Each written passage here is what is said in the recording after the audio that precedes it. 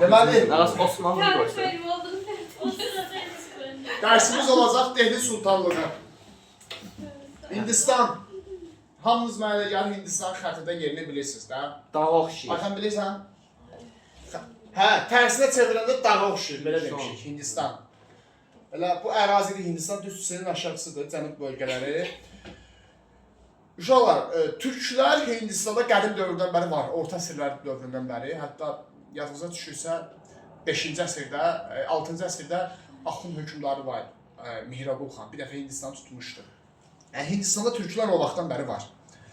Dehli Sultanlığı bir türk dövlətidir.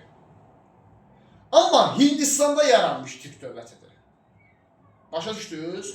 Məsələn, zaman necə biz qeyd eləmişik ki, yadelilər gəlib bizi işğal edib. Məsələn, ərəblər kimi, hülakülər kimi tutaq ki, başa düşdünüz? Bu dəfə də türklər gəlib Hindistanı işğal edib, orada özlərinə dövlət yaradıblar. Başa düşdünüz? Dehli Sultanlığı Hindistanda yaranmış bir türk dövlətidir. Hindistan şimal-qərb ərazilərində, bu ərazilərdə indiki Pakistan və Nepala yaxın olan bir sıra ərazilərdə bax, Dehli Sultanlığı mövcud olmuş. Yəni, bütün Hindistanda yaranmayıb Dehli Sultanlığı. Yarananlar Hindistanın şimal-qərb bölgələrindən mövcud olub, sonra genişlənibdir. Dehli Sultanlığının mövcud olma tarixi 1206-1526. Qəşəng deyili var, rahat yadda qalır. 1206-1526 Dehli Sultanlığının mövcud olma ilidir. İndi, paytaxtı ilə Dehlidir. Yəni, ona görə xüsusi olaraq paytaxtını qeyd eləmirik. Dehlinin paytaxtı Dehlidir, Dehli Sultanlığı. Dehlidə yarandığı üçün buna Dehli Sultanlığı deyirik. İki dənə sülalə Dehli Sultanlığını idarə edibdir. Birinci növbədə sülalələri bilməliyik. Birincisi Məmlüklər sülaləsi olur. Sonra Xələzlər. 1206-1290. Dövləti yaradıb Məmlüklər nəsli. 1206-dan 1290-cı ilə qədər Dehli Sultanlığının Məmlüklər nəsli idarə edir. Sonra Xələzlər nəsli idarə edib 1290-dan 1320-ci ilə qədər. Ondan sonra hansı sülalənin olduğunu biz bilmirik. Yox, çəkir. Məmlük sülaləsi 1206-dan 1290-a qədər, Xələzlər nəsli 1290-dan 1320-ci ilə qədər idarə eləmiş dövləti. Sülalələrin illərini mütləq öyrənməlisiniz. Bilməlisiniz hansı hökmdar hansı sülaləyə məxsusdur. Dövləti kim yarattı?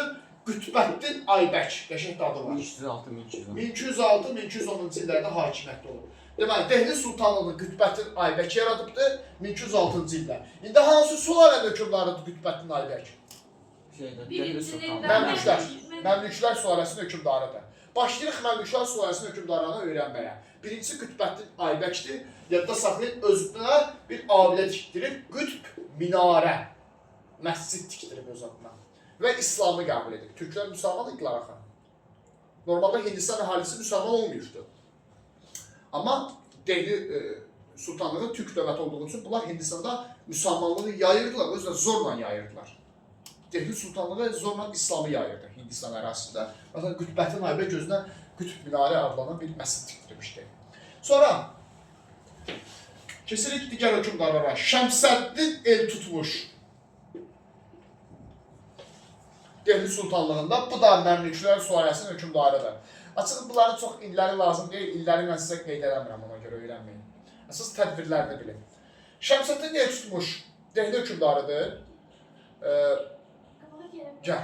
1211-1236 da hakimiyyət. Bu da Məmlüklər sülaləsinin hökmdarıdır. Hə, 1236-ya qədər. Şəmsəddin Eltutmuşun dövründə Monqollara qarşı mübarizə. Monqollara qarşı mübarizə aparmışdı Şəmsəddin Eltutmuş. Deməli uşaqlar, Monqolların Hindistana yürüyüşü baş tutubdu. Və Şəmsəddin Eltutmuşun dövründə onlara imkan yaradılmayıbdı. Onlara qarşı mübarizə aparıbdı Şəmsəddin Eltutmuş. İkinci növbədə Xarəzm Şah Cəlaləddin Vadi, yadınıza gəlir uşaqlar. 1225-1235. Cəlaləddin Azərbaycana da hücum eləmişdi. Xarəzm Şahlar dövlətinin hökmdarı Cəlaləddin. Ona sığınacaq verib. Bu Cəlaləddin Monqollardan qaçmışdı, Xarəzm Şah Cəlaləddin. Bu Monqollardan qaçanda Şəmsəddin Eltutmuş ona sığınacaq verib. Görürsün, el tutubdu da, yəni elə obiyə şey tutubdu, əl tutubdu. Yardım eləyibdi. Onunla yadda saxlayasınız ki, Cəlaləddinə sığınacaq verən Şəmsəddin Eltutmuşdu. Adı da ona görə elə oldu, siz dediniz. Ləqəbidir, əslində adı deyil, adı Şəmsəddindir, hə. Sonra Abbasilərlə dost olub. Abbasilərlə dostluq əlaqəsi qurub. Abbasilər kimdir uşaqlar? Ərəbdir də, ərəb xilafətidir. Ərəblərlə dostluq əlaqəsi qurub, ərəblər bunu sultan kimi tanıyırdı. Bəli. Bu olur Şəmsəddin Eltutmuşun dövründəki hadisələr. 3 dənə hadisə. Monqollara qarşı mübarizə aparıb, Xarizm şərtli alətinə sığınacaq verib, Abbasilərlə dostluq əlaqəsi qurub. Qütbəddin Aybək dövləti yaradıb, sonra gəlib Şəmsəddin Eltutmuş. Hər ikisi hansı sülalə hökmdardır? Məmlüklər. Sonra Qiyasəddin Balaban gəlir hakimiyyətə. Qiyasəddin Balaban bu daxili çəkişmələrdən sonra gəlmişdi hakimiyyətə. Orada hakimiyyət daxili mübarizə baş vermişdi. Yazıb hərbçilərin köməyi ilə. Yəni hərbçilər bunu dəstəkləyir. Qiyasəddin Balabanı. Qiyasəddin Balaban da hərbçilərin köməyi ilə hakimiyyətə gəlir. Atın belində Balaban çala-çala hərbçilərin yanında mühafizə oluna girir saraydan içəri olur hökmdar. Qiyasəddin Balaban. Bir də Monqollara qarşı mübarizə aparıb. Deməli, Monqollara qarşı olub bu da. İndi hansı hökmdarlar Monqollara qarşı mübarizə apardı? Eltutmuşdan Balaban. Bəli, Şəmsəddin Eltutmuşdan Qiyasəddin Balaban üçün oxşar cəhətdir. Monqollara qarşı mübarizə aparması. Amma Cəlaləddinə sığınacaq verən Eltutmuşdur. Abbasilərlə dost olan Eltutmuşdur. Hərbçilərin köməyi ilə gələn Balabandır. Balaban çala-çala demişdik. Sonra bununla Məmlüklər sülaləsi bitdi. Sonra gəlir Xələzlər sülaləsi. Xələzlər sülaləsinin cəmi bir hökmdarını öyrəndik. Ələddin Xələc, amma çox əhəmiyyətli hökmdardır. 1296-1316. Ona görə bunun ilini bilin. Qüdrətli hökmdardır Dehli Sultanlığının ən güclü hökmdarıdır. Ələddin Xələc, Xələzlər sülaləsinin hökmdarıdır. Dövrdə bir sıra tədbirlər var. Yenə baxırıq Monqollara qarşı mübarizə var. Monqollarla mübarizə. Deməli görsünüz, Şəmsəddin Eltutmuş, Qiyasəddin Balaban, Ələddin Xələc. Hər üçü Monqollara qarşı mübarizə aparıbdır. Sonra Ələddin Xələcdə yazılıb ki, iqta əvəzinə əskərlərinə maaş paylayıb. Belə bir anlayış var. Yazılıb ki, hərbçilərə iqta paylanmasını məhdudlaşdırıbdır. Və hərbçilərə əmək haqqı verməyə başlayıb, pul verməyə başlayıb. Bilirsiniz niyə? Çünki iqtanı verir hərbçilərə, bir müddət sonra hərbçilər o qədər güclənir ki, torpaq sahibi olurlar ki, onlar müstəqil siyasət yürütməyə cəhd göstərirlər. Ona görə də o hərbçilərə iqta əvəzinə maaş paylamışdı. Bu yolla hərbçiləri öz nəzarət altında saxlamağa çalışırdı. Ələddin Xələc. Sonra Cənubi Hindistanı işğal edib. Ələddin Xələc. Maaş vermişlər. Maaş verməklə burada, iqta əvəzinə maaş vermişdi hərbçilərə. Cənubi Hindistanı tutmuşdu Ələddin Xələc. Başqa mənə də gəlib bir şey yoxdur Ələddin Xələcin ömründə. Əsas bir şeylər qalmadı. Sonra Ələddin Xələc vergi sistemində də müəyyən qədər qayda qanun yaradıb. Pis yox.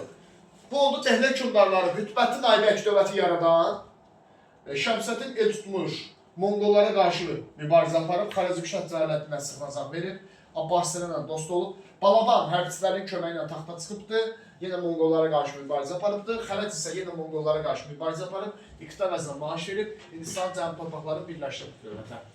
Uşaqlar, bir müddət sonra Dehli Sultanlığı yavaş-yavaş zəifləməyə başlayacaq. Ələddin Xələcin öldüyündən sonra dövlətdə daxili çəkişmələr başlayır. Və daxili çəkişmələr başlayırsa, istər-istəməz dövlət zəifləməyə başlayır da. Və 1398 Teymurun Dehliyə yürüyüşü. Teymur kimdir? Əmir Teymur. Yəni Teymurlər dövlətin banisi, Teymurlər dövlətin hökmdarı. Dehliyə yürüyüş edir, Dehli Sultanlığına, yəni Hindistana yürüyüş edir. Və bu daha da Dehli Sultanlığına zəifləməsinə səbəb olur. Bir də sonuncu Dehli hökmdarı var. İbrahim Ludi. İbrahim döyüşündə ölür. Bəli, bir döyüş var 1526-cı il. Panipat döyüşü, məşhur bir döyüşdür. İbrahim Ludi öldürülür Panipat döyüşündə və İbrahim Ludinin öldürülməsindən Dehli Sultanlığı süqut olur. Yox, bu da olur Dehli Sultanlığı. Çətin deyil, başa düşdünüz də. Bu oldu Dehli Sultanlığı. Sual olan var Dehli ilə bağlı.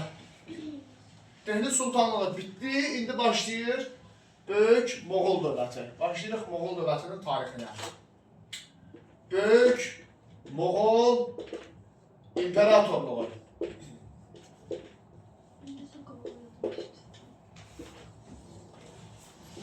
Böyük Moğol imperatorluğu tarixi. İndidən deyilən bu Mongol deyil. Bu Moğoldur. Bak deyim karıştırıp gelmeyin. Mongol deyil, Moğoldur, ayrı-ayrıdır. Qoğala oxşar. Qoğala da oxşarsan olar, bircə Mongol oxşar. Mongol hökmdarı Çingizlə zaten qarışdırmayın bunu. Bu Dehlinin yerində yaranıb Hindistanda bir Türk dövlətidir. Moğol dövləti 1526-cı ildən mövcud olacaq, 18-ci əsr. 19-cu əsrə qədər. Dəqiq ilini konspektdə yazmışam sizin üçün. İstəyən ili ilə öyrənər, istəyən əsr ilə. Qərbi Roma son qoydu. Başqası hansı Roma idi mən son qoydu? 1526 İngilislər son qoyacaq Moğol dövlətinə. 1526-da Dehli dağılmır. Dehli dağılır, yenidən Moğol yaranır da. Bir-birinin yerində yaranmış Türk dövlətləridir. Hər ikisi Hindistanda olur.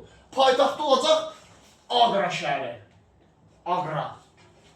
Meşədə bir paytaxtı var. Agra şəhəri. Sonra dövləti kim yaradıb? Zahirəddin Babur-Şah. 1526-cı ildə yaradılır. Bəli. Bu bayaq dedim sizə Panipat döyüşünə vaxt olmuşdu 1526-da. Bu Kabil hakimi var, Əfqanistan tərəfindən gəlir. Zahirəddin Babur öz tərəfdarlarını yığır başına. Bu İbrahim Lud idi də sonuncu Dehli hökmdarı. Onu öldürüb, çünki o da zəifləmişdi. Dehli sultanlığına son qoyur, Moğol dövlətini yaradır. Gəlirik əsas məsələyə. Dehli ilə Moğolun fərqi nədir? Çox oxşar cəhəti var. Hər ikisi Hindistandadır, hər ikisi Türk dövlətidir. Bir-birinin yerində yaranıblar, düzdürmü? Amma bir başlıca fərqləri var. İkisi də müsəlmandır. Amma Moğol daha humanist bir dövlət sayılır. Yəni Hindistanlılar bugün özündə də Moğol dövlətini sevirlər. Daha çox sevəyə öyrənirlər, nəyə ki Dehli sultanlığının tarixini. Məsələn, Dehli hökmdarları, bayaq keçdiyimiz Dehli hökmdarları zorla İslamı yayırdılar. Bu yaxşı bir şey deyil də, zorla qəbul eləmək. Niyə zorla yayırsan ki? Bırax kim istəyirsə qəbul eləyəcək də. Amma Dehli hökmdarları zorla yayırdılar İslamı. Dehli hökmdarları əhalidən cizyə vergisi alırdılar. Dehli hökmdarları Hindistanlara qarşı ariseçkilik eləyirdilər. Ədalətsizlik eləyirdilər. Amma Moğol hökmdarları elə deyildi. Məsələn, Zahirəddin Babur özü yazıcı olur Hindistanda. Məşhur yazıçılardan biridir, qəşəng şeirləri var, qəzəlləri var. Humanist adam idi, təbiətdən qoynundan gələn biri idi. Bu şey deyildi, biraz humanist adam olubdu. Məsələn, İslamı zorla yaymırdı, könüllü şəkildə. Kim istəmirsə qəbul eləməyə bilər. Hindistanlara qarşı ariseçkilik eləmirdi. Məsələn, baxmırdı, sən hindlisən, türksən, nədirsə, gücün nəyə çatır, bacarığın nəyə çatırsa, vəzifə sahibi olursan. Cizyə vergisi almırdı insanlardan. Görürsünüz, Moğol dövləti daha şey kimi tanınır Hindistan ərazisində. Dehlidən fərqli olaraq daha belə şey kimi, dünyəvi dövlət kimi yadda qalmışdı. Bir də bunun nəvəsi var, Əşbər Şah. 1556-1605-ci illərdə hakimiyyətdə olurdu. Bu da Moğolun zirvə dövrüdür. Deməli, Dehli sultanlığının ən qüdrətli hökmdarı Xələddin Xələc idi. Moğolun ən qüdrətli hökmdarı Əşbər Şahdır. Rahat yadda qalacaq. Qüdrətli hökmdarların illərindən öyrənmək lazımdır da. Əşbər Şah, məsələn, dövrü qüdrətli dövrdür və yenə başlayacaq Hindistan yavaş-yavaş birləşdirmə siyasəti keçirməyə. Və Əşbər Şahın dövründə belə bir cümlə var. Portuqaliya.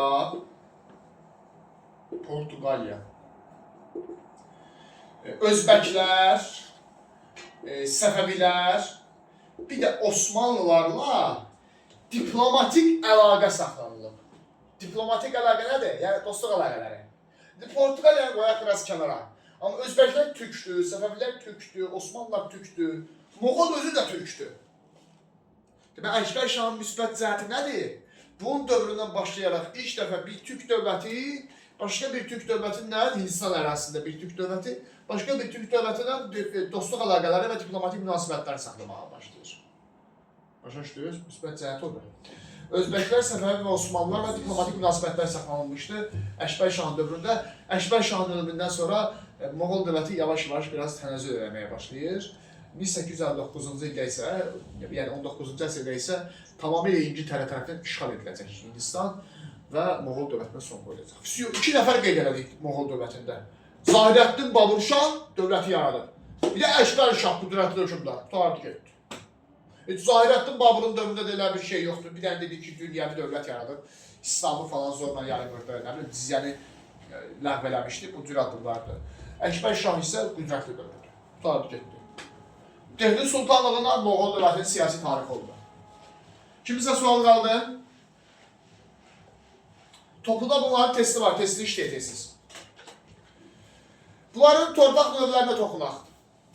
Moğol dövlətinin torpaq mülkiyyət formalarından danışaq. Necə Azərbaycan tarixində dövlətlərin torpaq növləri olub, ümumi tarixdə də Moğol dövlətinin belə torpaq mülkiyyət formaları olacaq. Məsələn, Zagir var burada. Şərti torpaqlar Zagir adlanır. Şərti torpaq nədir? Hərbiçilərə verən. Hərbiçilərə xidmətə görə verilən torpaqlara biz deyirik, şərtli torpaqlarda, o əskər orduda xidmət edirsən, ona torpaq verirsən. Biz bunu Azərbaycan tarixində nə adlandırırdıq? İqdam. İqdam. Moğollarda Zagir. Başa düşdünüz. Sonra Zagir, zəmindar var bir də.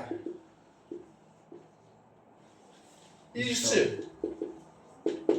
İrsi yəni atadan oğula keçən. Feodalın torpağı. Amma soyğal da var. Mülk da var. Bunlar da irsidir. Deməli, zəmindar da irsidir. Soyğal da irsidir, mülk da irsidir. 3 dənə irsi torpaqları var. Bunda bunun fərqi nədir? Zəmindar Hindlərə məxsus irsi torpaqlardır. Yəni Hindistanda olan Hindlilər, Hindistanların özlərinin varlı şəxsləri olur da istərsiniz. Hər bir xalqın içində varlı şəxslər olur. Onların feodallarına məxsus irsi torpaqlar idi zəmindar. Soyğal və mülk isə deyir sufilərə, yəni o müsəlman təbəqəsi ki var Moğol dövlətində, Hindistanda, onlara məxsus irsi torpaqlardır. Başa düşdünüz? Bu da Dehli Sultanlığında Moğol dövlətinin tarixi. Soyğal Ağqoyunlu Qaraqoyunlu idi.